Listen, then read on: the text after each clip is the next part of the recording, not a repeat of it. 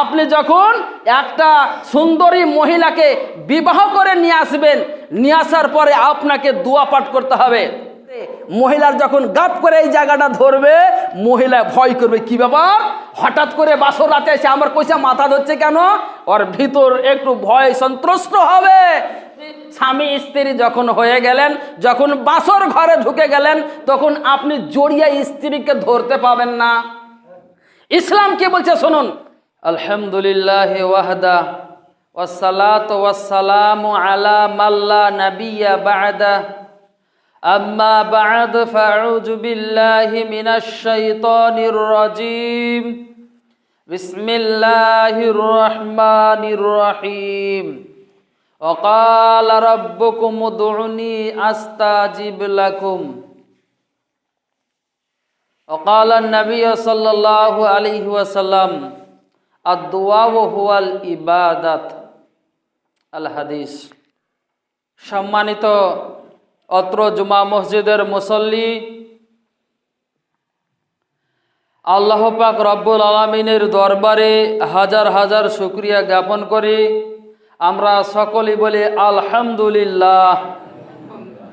আল্লাহর প্রশংসার বিশ্ব নবী হযরতে মুহাম্মদ মুস্তাফা আহমদ মুস্তাফা, সকলেই বলুন সাল্লাল্লাহু আলাইহি ওয়াসাল্লামের উপর অসংখ্য দরুদ এবং সালাম শান্তির ধারা বর্ষিত হোক। সকলেই বলুন আল্লাহুম্মা আমিন। আপনাদের সম্মুখে পবিত্র কোরআন মাজিদ থেকে একটি আয়াতের কিছু অংশ পাঠ করেছি,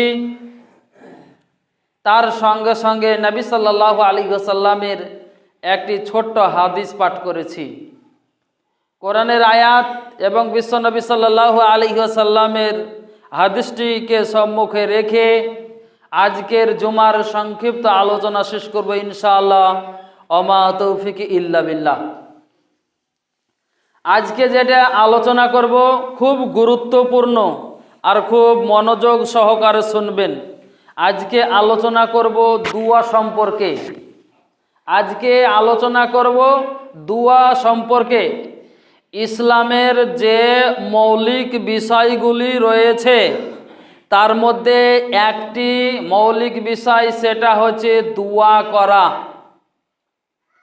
যদিও আমাদের দেশে প্রথা ছিল, একটা দুয়ার প্রচলন ছিল যে ইমাম সাহেব নামাজ শেষে হাত তুলে দোয়া করবে আর মুক্তাদিগণ আমিন আমিন করবে। সবকে নিয়ে ইনশাআল্লাহ আলোচনা হবে। দোয়াটা খুব গুরুত্বপূর্ণ, দোয়া করতেই হবে।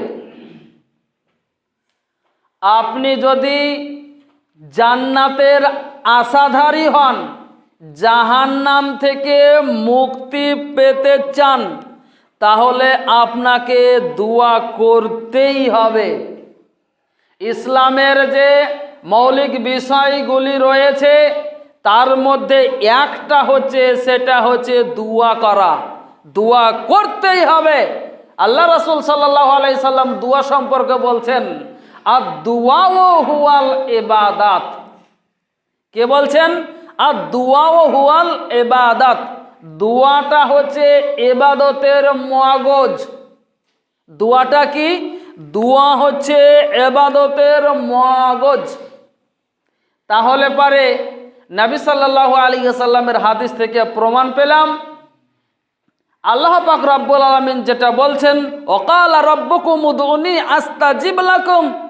আল্লাহ বলছে যে তোমরা দোয়া করো, তোমরা দোয়া করো, আস্তাজিব লাকুম, আমি তোমাদের দোয়া কবুল করব। অন্য আয়াতে বলছেন, ওয়ালা তাদউ মিন দুনিল্লাহি মা লা ইয়ানফাউকা ওয়ালা ইয়াজুরুকা। আল্লাহ ব্যতীত তোমরা কাকে ডাকছো, যারা তোমাদের উপকারও করতে পারে না, তোমাদের ক্ষতিও করতে পারে না।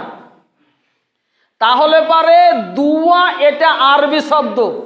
দুয়াটা হচ্ছে আরবি শব্দ, যার অর্থ হচ্ছে প্রার্থনা করা, চাওয়া।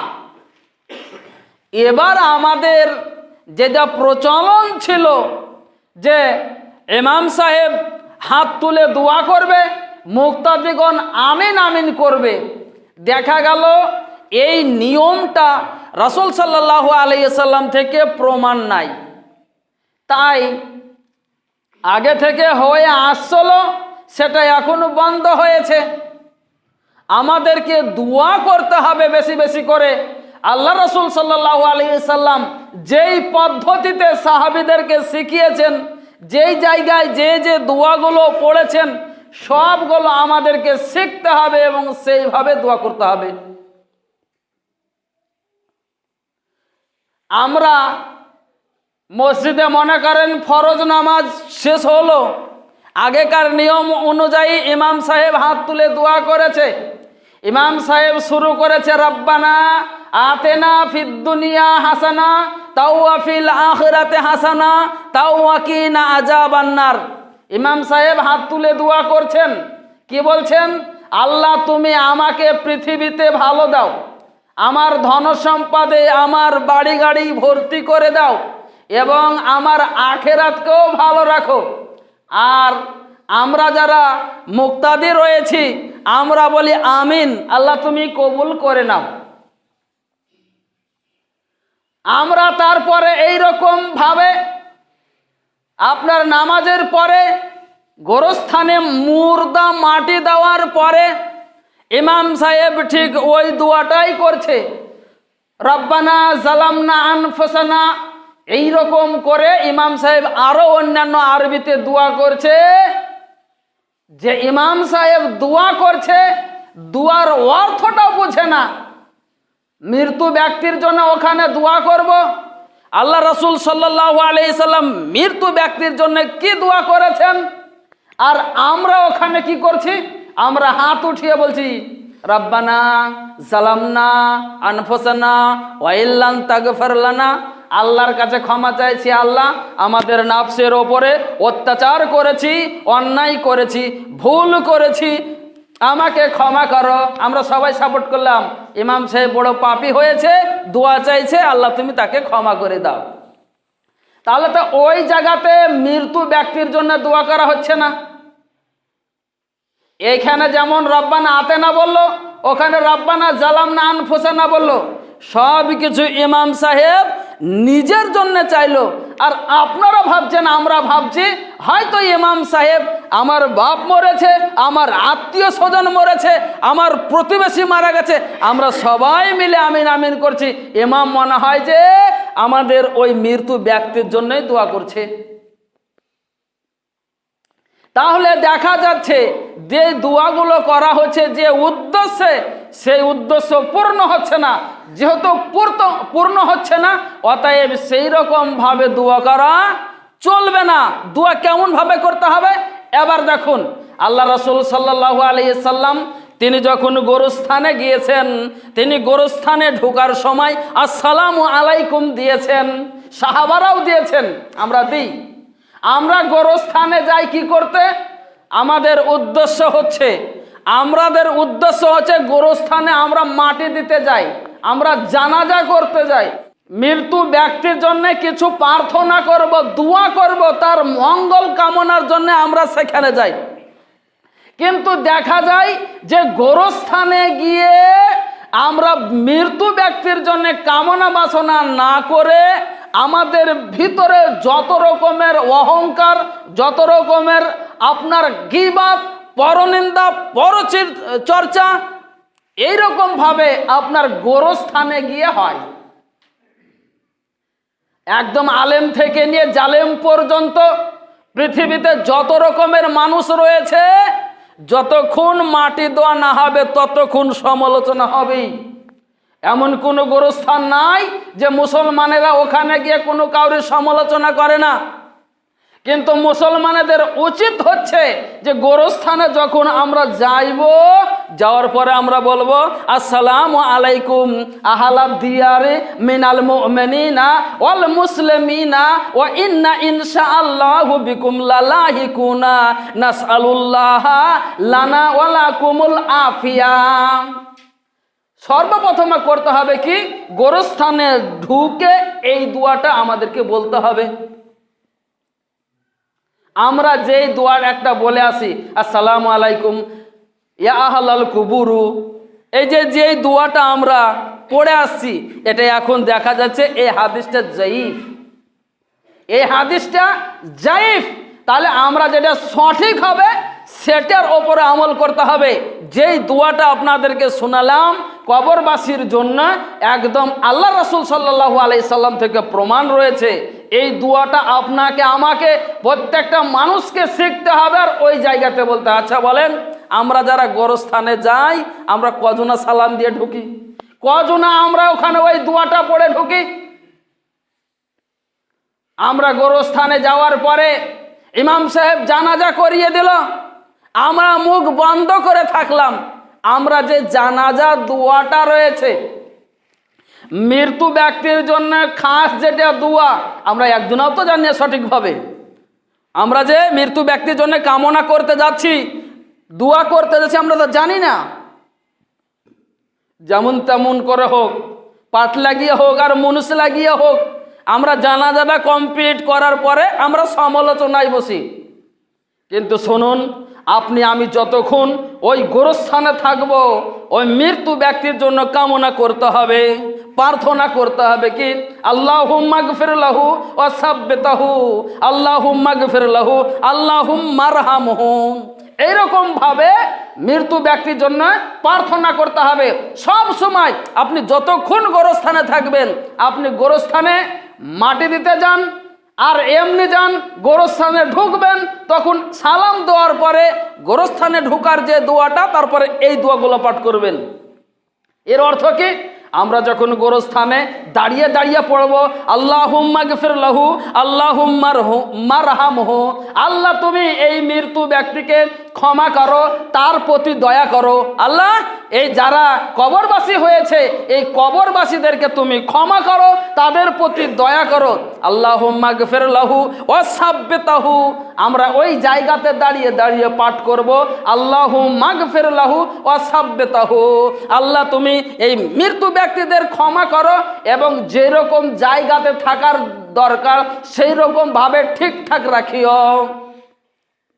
এই দোয়াগুলো মৃত্যু ব্যক্তির জন্য ওই জায়গাতে আমরা পড়ব, তার জন্য দোয়া করবো। শুধু হাত উঠেই যে দোয়া করতে হবে এটা না। আপনার যদি হাত উঠানো প্রয়োজন হয়, আপনার খুব যদি আবেগ লাগে, তাহলে পারে যখন ইমাম সাহেব সবাই যখন চলে যাবে, আপনি একলা হাত উঠিয়ে আল্লাহর দরবারে কান্না করেন।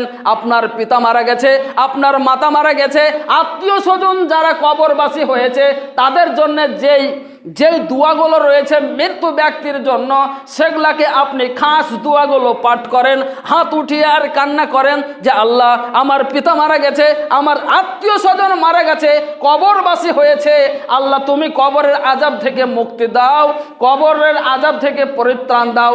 এইরকম ভাবে আপনি সেই জায়গাতে দোয়া করেন।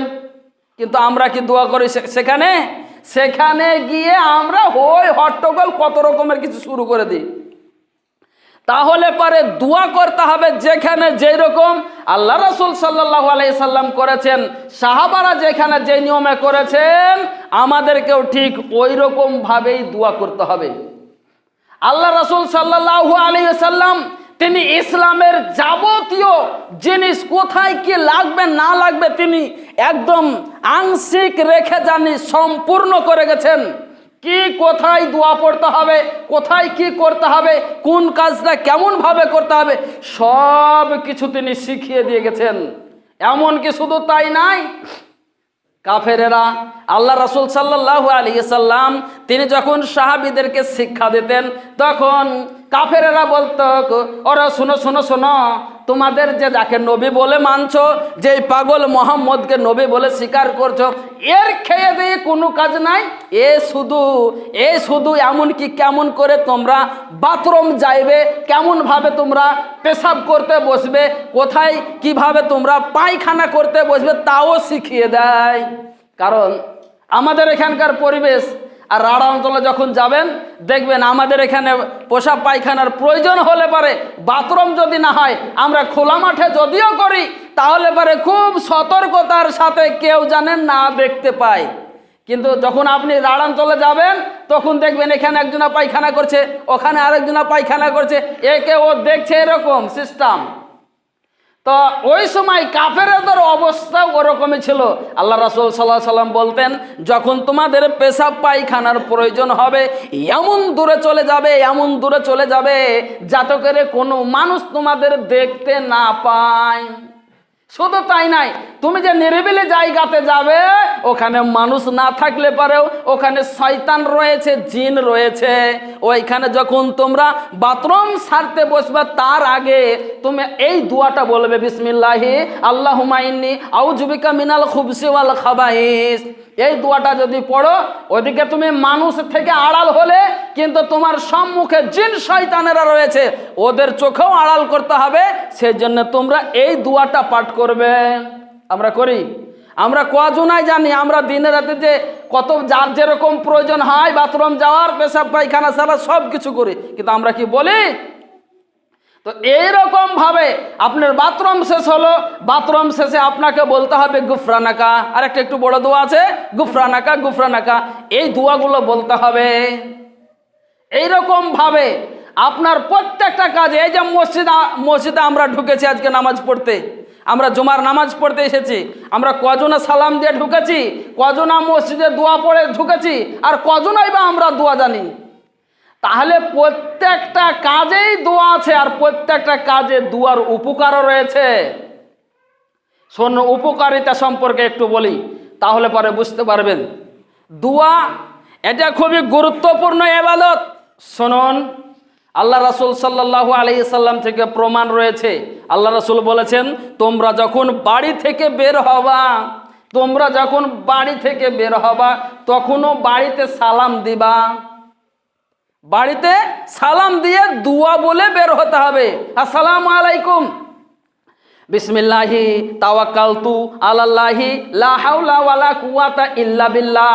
আমরা বলি, আমরা যখন বাড়ি থেকে বের হয়, বিশেষ করে মহিলারা যখন বাড়ি থেকে বের হয়, কোনো জায়গা যায়, মায়ের বাড়ি গেল কিংবা কোনো জায়গাতে মানে দরকার পড়লো, সেই জায়গা গেল, তখন বলে কি, যাদের পাশে বাড়ি রয়েছে তাদেরকে বলে যে আমার বাড়িতে 2-4টা ছেলে আছে, ছেলেগুলো দেখিস, মুরগি ছাগল যা আছে দেখিস, আমি অমুক জায়গা গেলাম।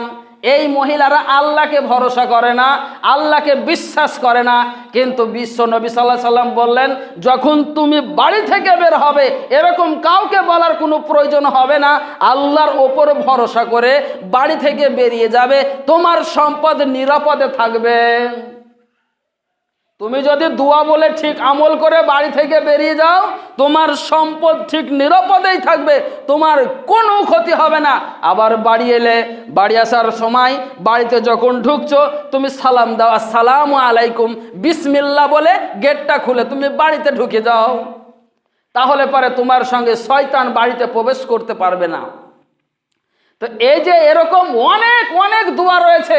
এখানে অল্প সময়ের মধ্যে দোয়া সম্পর্কে কি আলোচনা করব, আর 2-4টা আলোচনা করে শুনুন। বিশ্বনবী সাল্লাল্লাহু আলাইহি সাল্লাম বলছেন, যখন শুনুন, আল্লাহ রাসূল বলছেন, মানুষ যখন অসুস্থ হবে, অসুস্থ ব্যক্তিকে যখন আমরা দেখতে যাব, তখন করব কি, দোকানের মিষ্টি ক্যারি ব্যাগে ভরে নেব, যত রকমের ফল নিয়ে যাব, কাছে যদি টাকা না থাকে কাউরের কাছে ধার করে নিয়ে যাব তাকে খাওয়ানোর জন্য। আর ও বেচারা অসুখে মরে যাচ্ছে, ও খেতে পারছে না, তাও এতগুলো ফলমূল সব কিছু আমরা নিয়ে যাই। কিন্তু আল্লাহ রাসূল সাল্লাল্লাহু আলাইহি সাল্লাম শিক্ষা দিয়েছেন, যখন তুমি অসুস্থ মানুষের কাছে যাবে তখন দাঁড়িয়ে দাঁড়িয়ে বলবে লা বাসা তুহরুন ইনশাআল্লাহ। আরো বড় দোয়া আছে, আজহিবিল বাস রব্বান নাস ওয়াসফি আনতা সাফি লা শিফা ইল্লা শিফাউকা লা ইউগাদিরু সাকামান ইনশাআল্লাহ। তাহলে পারে কি হবে, ওই ব্যক্তির জন্য যে আরোগ্য আপনি কামনা করলেন, প্রার্থনা করলেন, আপনার দুয়ার ওসিলাতে দেখা যাবে ওই ব্যক্তি অসুখ থেকে মুক্তি পাবে, অসুখ থেকে উদ্ধার হবে। কিন্তু আমরা ওই অসুস্থ ব্যক্তির কাছে দোয়া পাঠ করি না, আমরা মিষ্টির ঠুঙ্গা নিয়ে যাই। ওখানে গিয়ে আপনাকে আগে দোয়া পড়তে হবে। শুধু তাই নাই, আমরা এখানে যে সমস্ত যুবক ভাইয়েরা আছে, বাবাজিরা আছে, ছেলেরা আছে, ভালো করে শুনে নেন, ভালো করে শুনে নেন দুয়ার কতটা গুরুত্ব রয়েছে। আল্লাহ রাসূল সাল্লাল্লাহু আলাইহি সাল্লাম বলছেন, আপনি যখন বিবাহ করে নিয়ে আসবেন, আপনি যখন একটা সুন্দরী মহিলাকে বিবাহ করে নিয়ে আসবেন, নিয়ে আসার পরে আপনাকে দোয়া পাঠ করতে হবে। সুন্দরী মহিলাকে যখন আপনি বিবাহ করে নিয়ে আসবেন, যখন আপনি বাড়ি নিয়ে এলেন, বাড়ি নিয়ে আসার সময় আমাদের এখানে একটা ভুল প্রথা আছে, ওই মেয়েটার সঙ্গে আর একটা কোল ধরা নিয়ে আসে, মানে ওকে জুগানোর জন্যে বিবাহ দেওয়া হয়। ছেলে মেয়ের, যুবক যুবতীর বিবাহ হয়, এখন তো 18 বছরে বিয়ে হচ্ছে, কারোর 20 বছরে হচ্ছে, তারও বেশি হচ্ছে, তবুও কোল ধরানি যাচ্ছে। শুনুন, কোল ধরানি যাওয়াটা হচ্ছে হারাম। কোল ধরানি যাওয়াই হারাম, এ খারাপ জিনিস। আপনি কেন যাবেন?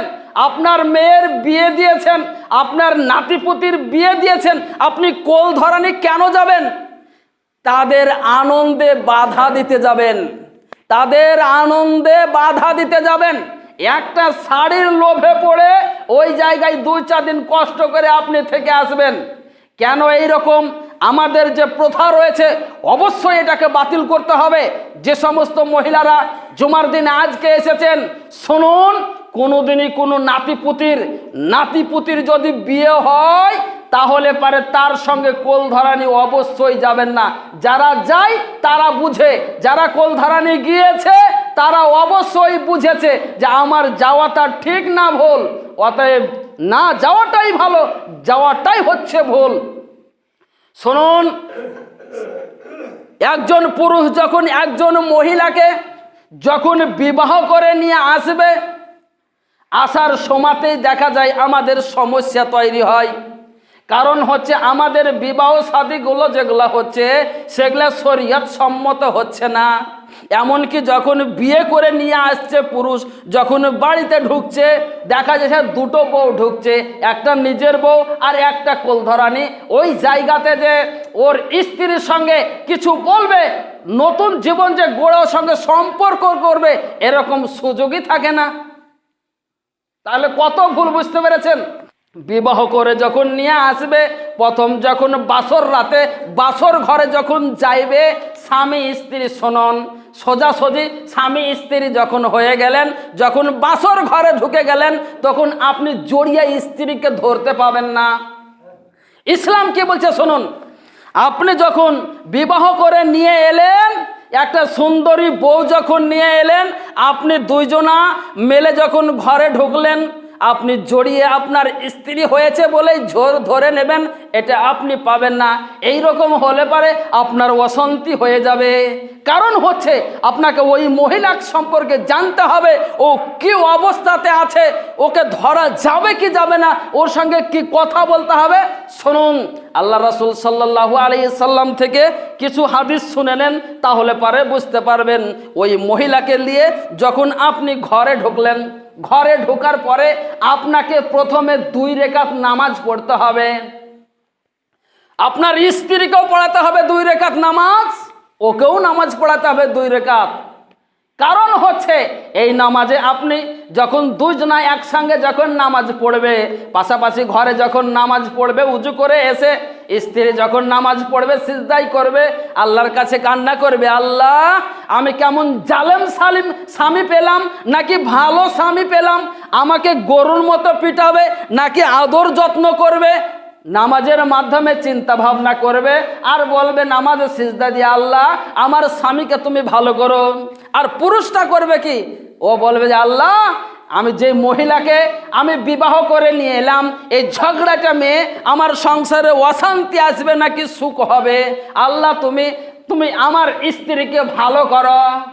দিয়ে খুশি হয়ে আনন্দে ও পেয়েছে স্বামী আর আরেকজন পেয়েছে স্ত্রী, এই 2 জনাই এক জায়গাতে হওয়াতেই 2 রাকাত করে যখন নামাজ পড়ে উঠলো, উঠার পরে পুরুষটা হচ্ছে তার স্ত্রীর এইরকম ভাবে কপালে হাত দেবে, কপালের একটু উপরে হাত দেবে, তারপরে এবার দোয়া পাঠ করবে, আল্লাহুম্মা ইন্নী আসআলুকা খায়রাহা ওয়াগাইরা মা জাবালতাহা আলাইহি ওয়াউযু বিকা মিন শাররিহা ওয়া শাররি মা জাবালতাহা আলাইহি।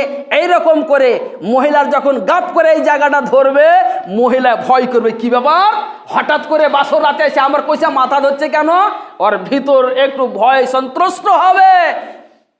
ও বলবে এ তো আমার স্বামী মনে হচ্ছে বাঘ, আমাকে হয়তো আমি যদি এদিক ওদিক করি হয়তো পরবর্তীতে আমার সমস্যা হতে পারে, ওর ভিতরে একটু ভয় হবে। তারপরে ওই পুরুষটা যখন ওই দোয়াটা পাঠ করে যখন মাথায় ফুঁক দেবে, তখন মহিলাটা বলবে যাই হোক আমি যেটা ভাবছিলাম সেটা নাই, আমার স্বামী আমার ভালোই করেছে, আমার ভালো আশা করছে, সেই জন্য দোয়া পড়ে আমার মাথায় ফুঁক দিয়েছে। কোনো পুরুষ দিয়েছে? স্ত্রীর কপালে হাত দিয়ে আল্লাহুম্মা ইন্নী আসআলুকা খায়রাহা ওয়া খায়রা মা জাবালতাহা আলাইহি ওয়া আউযু বিকা মিন শাররিহা শাররি মা জাবালতাহা আলাইহি, এই দোয়াটা পড়ে কজন আপনি ফুঁক দিয়েছেন? এই দোয়াটা পড়ে প্রথমে যদি আপনার স্ত্রীর মাথায় ফুঁক দেন, আপনার স্ত্রী কোনো পর পুরুষের দিকে তাকাবে না। এটা হচ্ছে দোয়ার বরকত। না তো বিবাহ করে নিয়ে এসে দেখা যায় এক সপ্তাহ পরেই বলছে ভাত খাবো না, ভাত খাবো না, ভাত খাবো না, দেখা যায় আর একজনের সাথে লাইন দিয়ে বসে আছে। কিন্তু যদি আপনি দোয়াটা পাঠ করে ওর যতই লাইন থাক, যতই ভালোবাসুক, আপনি এই নিয়মে, ইসলামী নিয়মে যদি ওই মহিলার কাছে যান আর ওই রকম ভাবে যদি ফুঁক দেন, তো কোনো সময়তেই ওই মহিলা এদিক ওদিক যাবে না। শুধু তাই নাই, ওই মহিলাকে নামাজ পড়ার পরে আপনি দোয়া পড়লেন এবং স্বামী স্ত্রী এক জায়গায় হলেন, আপনি মিলন করতে যাবেন, মিলন করার সময় তো আপনাকে দোয়া পাঠ করতে হবে। যে সমস্ত মানুষেরা এখানে বাপ চাচা ভাই এখানে সবাই কেউ পর নাই, আমাদের গ্রামবাসী যারা আছেন কজনা জানেন দাদু হয়েছেন, মহিলারা যারা এসেছেন দাদি হয়েছেন, যারা ভাবি এসেছেন, তারা কজন দোয়া জানেন? আপনি আমি যদিও হালাল হয়েছে, আমার সঙ্গে কোনো মহিলার বিবাহ হয়েছে, সরাসরি তার কাছে যাওয়া যাবে না, মিলন করা যাবে না, আপনাকে দোয়া পড়তেই হবে। দোয়া যদি না পড়েন শয়তান আপনার সঙ্গে শরীক হবে। আপনি যদি আপনার নিজের স্ত্রীর সঙ্গে মিলন করতে যাচ্ছেন, এবার দোয়া যদি না পড়েন আপনার সঙ্গে শয়তান শরীক হয়ে যাবে। অতএব আপনাকে সেখানেও দোয়া পাঠ করতে হবে। আপনি ভাত খাচ্ছেন, রুটি খাচ্ছেন, আপনাকে বিসমিল্লাহ বলে খেতে আরম্ভ করতে হবে। যদি আপনি না খান তাহলে পারে আপনার খাবারে বরকত উঠে যাবে, শয়তান শরীক হয়ে যাবে। আল্লাহ রাসূল সাল্লাল্লাহু আলাইহি সাল্লাম বলছেন, শোনো, তাড়াহুড়া করে খেতে গিয়ে দেখা গেল তুমি বিসমিল্লাহ বলতে ভুলে গেলা, তখন তোমাকে বলতে হবে বিসমিল্লাহি আউয়ালহু ওয়া আখিরাহু। তোমার খাবারটা কমপ্লিট হয়ে গেল, বলো আলহামদুলিল্লাহ। এরপরে আরো অনেক দোয়া রয়েছে। তো যাই হোক, দোয়া সম্পর্কে আলোচনা করছিলাম। এইরকম ভাবে ইসলামে আল্লাহ রাসূল সাল্লাল্লাহু আলাইহি সাল্লাম যেখানে যেরকম ভাবে প্রয়োজন দোয়া আমাদেরকে শিখিয়ে দিয়েছে, আমাদেরকে শিখে নিতে হবে এবং সেই রকম ভাবে আমল করতে হবে। কারণ হচ্ছে আল্লাহ রাসূল বলছেন, আর দোয়াও হুয়াল ইবাদত, দোয়া হচ্ছে ইবাদতের মগজ। আমরা যে সালাত বা নামাজ পড়ি, নামাজের মধ্যে শুধু সূরায় যে পাঠ করি এরকমটা না, নামাজের মধ্যেও দোয়া রয়েছে, নামাজের মধ্যেও দোয়া রয়েছে। অতএব আমাদেরকে প্রত্যেকটা দোয়া শিকার চেষ্টা করতে হবে এবং সেই রকম ভাবে আমাদেরকে জীবনযাপন করার চেষ্টা করতে হবে। এ বলে আমি আমার বক্তব্য শেষ করলাম। ইবাদাল্লাহ রাহমাকুমুল্লাহ, ইন্নাল্লাহা ইয়া'মুরুকুম বিল আদলি ওয়াল ইহসান ওয়া ইতাইজিল কুরবা ওয়া ইয়ানহা আনিল ফাহশাই ওয়াল মুনকার ওয়াল বাগি ইয়াযকুম লাআল্লাকুম তাযাক্কারুন উযকুরুল্লাহা ইয়াযকুরুকুম ওয়া দুউ ইস্তাজিব লাকুম ওয়া লাযিকরুল্লাহি তাআলা আওলা জাতামু আকবার।